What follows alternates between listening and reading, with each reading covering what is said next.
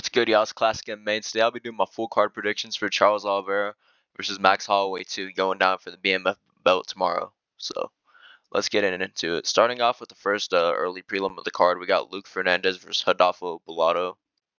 So Luke Fernandez is this kind of heavy KO power puncher off Contender Series. If you watch his fights though, he also likes to even though he's not that good at it, for some reason he likes to grapple a lot. Like he'll go for knees and stuff. He likes to just spam knees in the clinch a lot. Like that's his favorite weapon. And you know what? Against guys on the regional scene, it kind of folds them. But I'm kind of curious to see how that works against UFC competition. Then Rodolfo Bellato. I mean, this dude's on a one. This dude's record is like 1-1-1-1. He has a win, a no contest, a draw, and a loss in the UFC all at once. Like he's a mythical fighter, bro. Rodolfo Bellato just has to be a mythical fighter. I mean, dude's out here going out cold to an upkick from Paul Craig and acting like he just saw Jesus Christ himself or something, bro. Like Rodolfo Bellato's truthfully, he's a mythical fighter, bro. And then fighting style wise, I mean, he's just a blockhead that goes out there and swings hooks, leaves his chin out for the ages. I mean, the guy's not good. Weirdly made it competitive with Navajo Sterling in his last fight, which made me question if Navajo Sterling's really like that, but you know. So, for who I'm picking in this fight, give me Luke Fernandez by round 1 TKO. Bellato is shown to have a sus chin against Vitor Petrino, who he's KO'd twice, by once on the regional scene and once on Dana White Contender Series. And then he was also dropped by Ihor Potieria, who's absolutely awful, man. Like, Ihor is not good, man. I'm sorry. So I just see Fernandez landing a big shot here and putting him out cold. So give me Luke Fernandez by round 1 TKO. Next on the card, we got Gaston Bolanos. We got Iliaptoro Taptoro versus Johnny Young Lee. So on the side of Gaston Bolanos, what can I tell you about this guy? He's just kind of a mid-level fighter. He's very confident in his kickboxing. That's like he does not like the ground at all. He's a decent striker. Like he has a little bit of power. He's good. He's good throughout the first couple like rounds of a fight. After that, kind of gasses out. But he has decent kickboxing. His grappling is complete trash. I mean, his striking isn't even all that good to be honest, as he gets colded in a lot of his fights. So I don't know. Then Jung Young Lee, he's a bit of a he's just low IQ. Yeah, he's actually a pretty high level striker. Has good striking. Has underrated grappling too. Like he can grapple. He just has low IQ and will like just start brawling with guys and get chinned, like we saw against Hyder at Mo. So I don't know. It's kind of a low level fight. I think both these guys are pretty not the best. So for who I'm picking in this fight, or actually, yeah, who I'm picking in this fight is Jun Young Lee by decision. Bolaños just not good at anything, and Lee should really have an advantage no matter where this goes and school him. So give me Jun Young Lee by decision. Next on the card, we got Rafael Tobias versus DR Nergase. So on the side of Rafael Tobias, we got a guy coming off Dana White Contender Series. You look at his record; he has a lot of TKOs and a lot of submission. He also has a good. He showed a really good submission game in his fight on Contender Series. So mostly what he likes to do, he's a guy out of shoots box.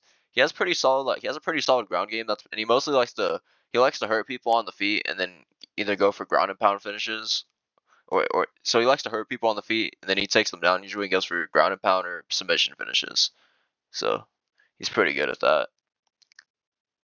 He's just he's a little bit sus though. He has a KO loss in the regional scene not that long ago, but he's only like 22 years old, so I give him a pass. DR Nergase, he's one of the worst fighters that I've ever seen in my life, bro. Like this guy genuinely sucks at everything he does. His striking's mid. I mean, this guy got dropped by Brenderson Ribeiro. Ribeiro absolutely stinks, and this guy got dropped by him and finished. Got subbed by Ribeiro.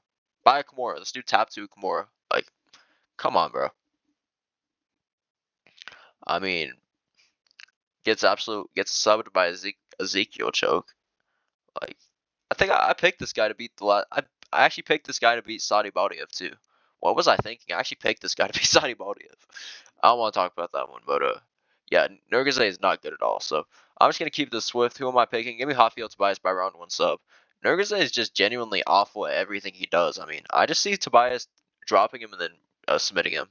I think Tobias has a very high level ground games, and I think that he will. And then Nergase, he's terrible on the feet, and he's even worse on the ground. So I see Tobias rocking him badly on the feet and then jumping on a sub. So give me Tobias by round 1 submission. Next on the card, we got Sumerdaji versus Jesus Aguilar. On the side of Sumerdaji, we have a very heavy point fighting style. Has a very long reach for flyweight and just likes to keep people at bay with that. Use jabs. His main weakness is his grappling, as he's not that great at it. But if it's a pure striking fight, then he usually schools most people he fights. His fight style is not that fun. It's never fun when he wins. He's super boring, but he is very high level for the division.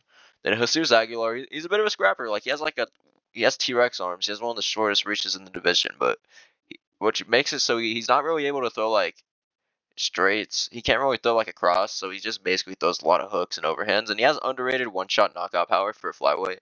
Like he actually, and then on the ground, he likes to jump. Basically, his whole ground game is just jumping guillotines, which he is pretty good at getting a guillotine. But that's his whole ground game is just to jump guillotines. So for who I'm taking in this fight, give me Sumerdaji by decision. I just see a boring Sumerdaji masterclass. As Aguilar's not been fighting good competition, I'm sorry, I'm not impressed by wins over like Luis Gruel, and I'm trying to remember some of the other people Aguilar's been fighting some bums, that's what I know. And in order to beat Sumerdaji, you have to have insane chain wrestling or the ability to strike with him on the feet, and Aguilar just doesn't really have either of those things. So give me Aguilar or not Aguilar, give me Sumerdaji by decision. Next on the card, we got Cody Durden versus Niam Jargle Tumendembro. Dude's name is long when it doesn't even fit on the screen. So on the side of Cody Durden, he's kind of just a vet of the flyweight division. He's been around for a while. He's been ranked in the past. He used to be very known for like his cardio and just putting a pace on people, and would kind of just used to be kind of like a gatekeeper of flyweight, school a lot of prospects. But recently he's been starting to fade a lot as of late, just getting finished a lot. As his defensive ground game isn't too good, and his striking defense, like his chin, has became really bad in recent years. And also for some reason that like great cardio he was known for, thing just went away. Like in his last 3 fights, we've seen him lose all of his last 3 fights. We saw him lose to we saw him get colded by Jose Ochoa, which I do rate Ochoa, but he got absolutely folded by him. I mean, not a good look. Got dropped by Alan Nascimento. Alan Nascimento's terrible on the feet.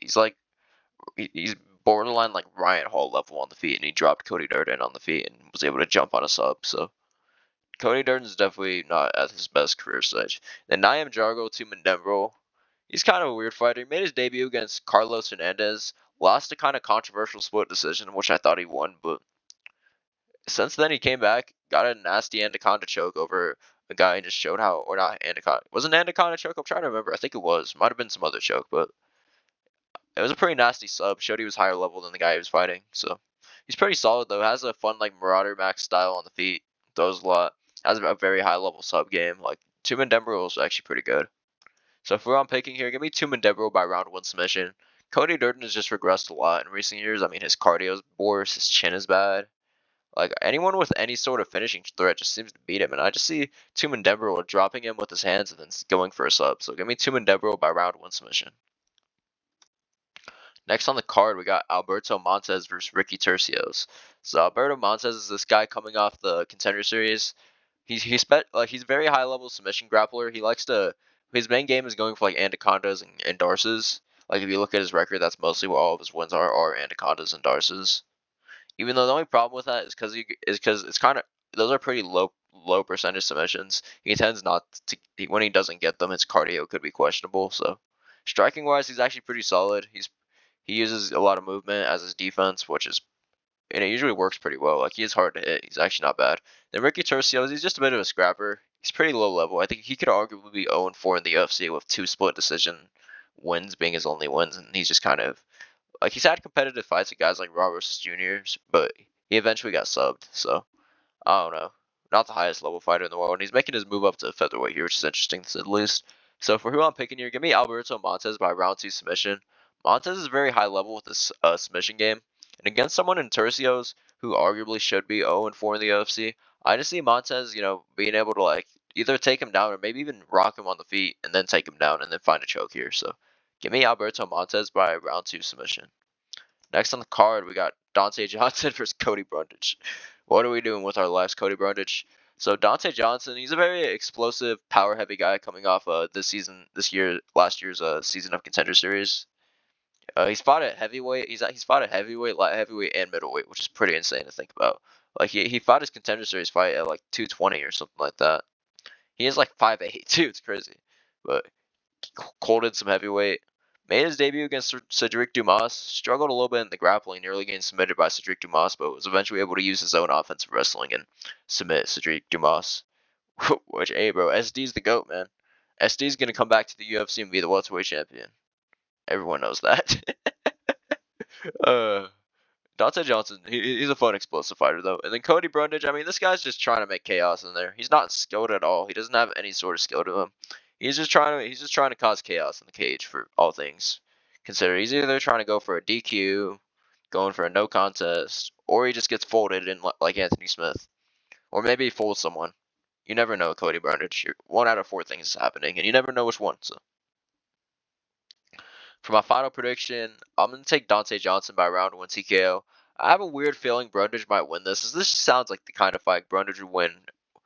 500 plus 500 underdog, coming off what 3 straight losses. Just got KO'd 2 months ago, and then just randomly gets a KO win. But I just can't pick a guy who was knocked out over a month ago here. So give me the explosive guy here in Dante Johnson. Just land a big shot and knock out Cody Brundage. Could see this fight going a little bit longer though.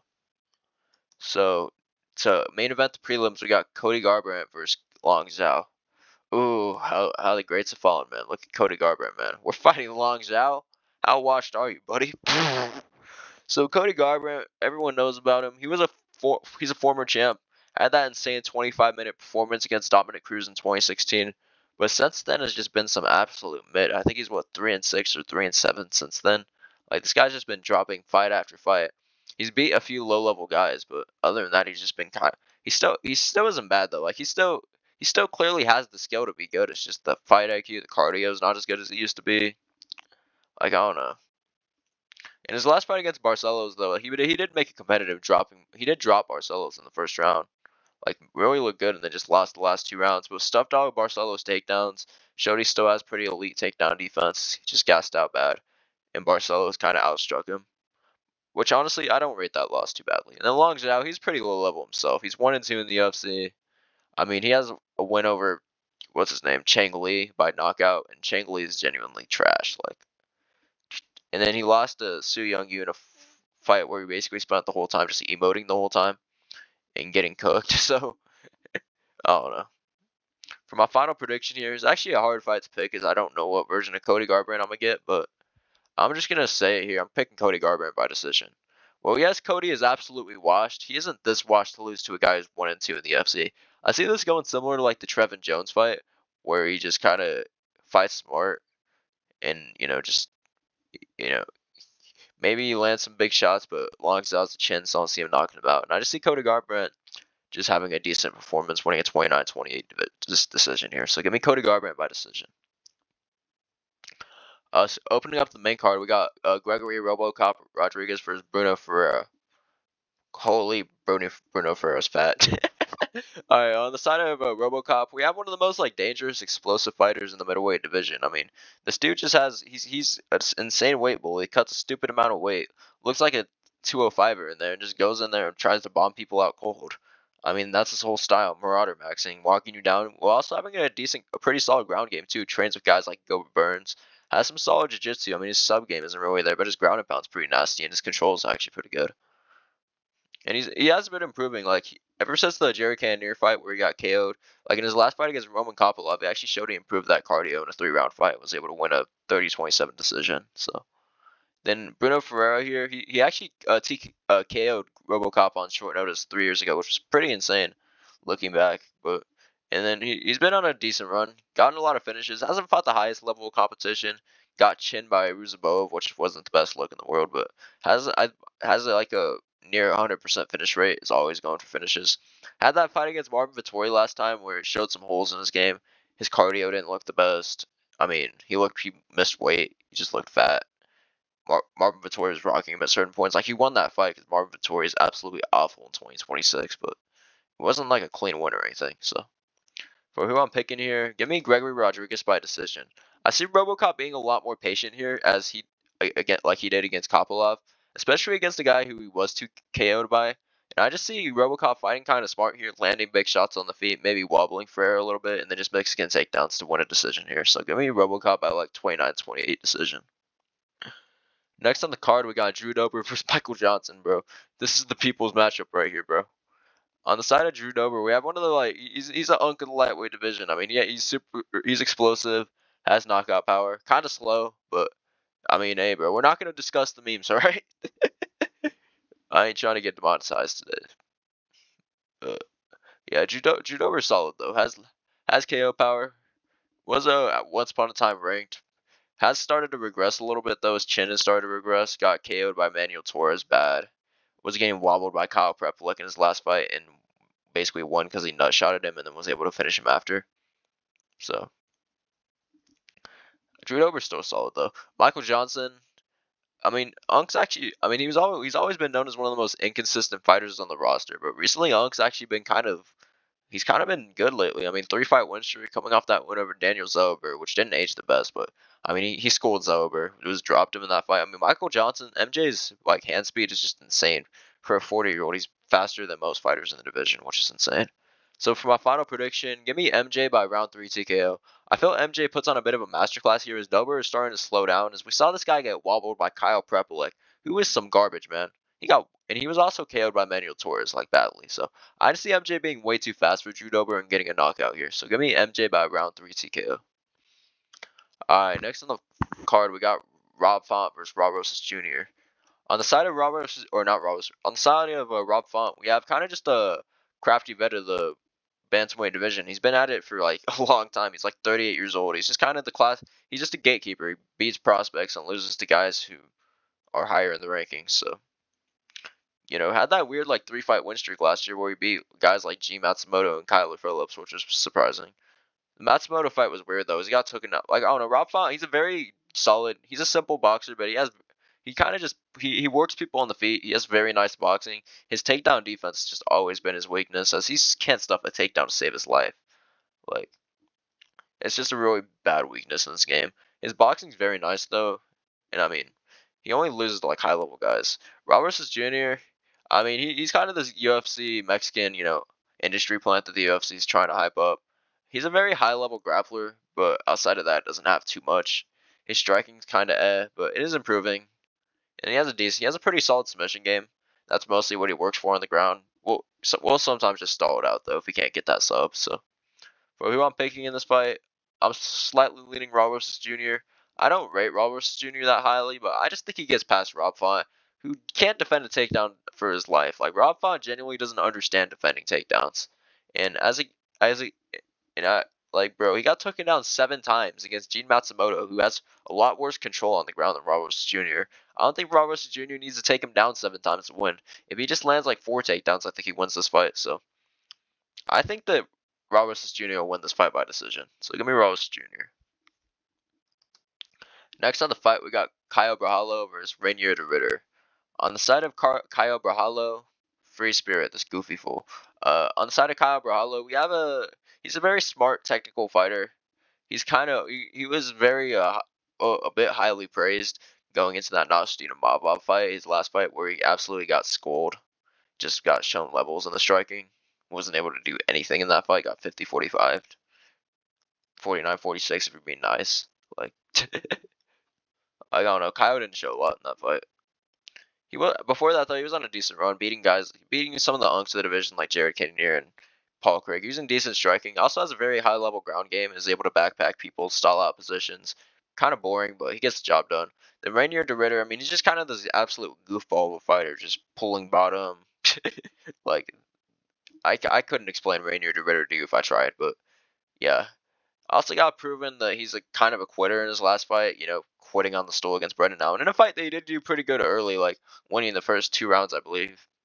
But just kind of gassed out and quit in the corner. So for who I'm picking in this fight, give me Caio Borralho by decision.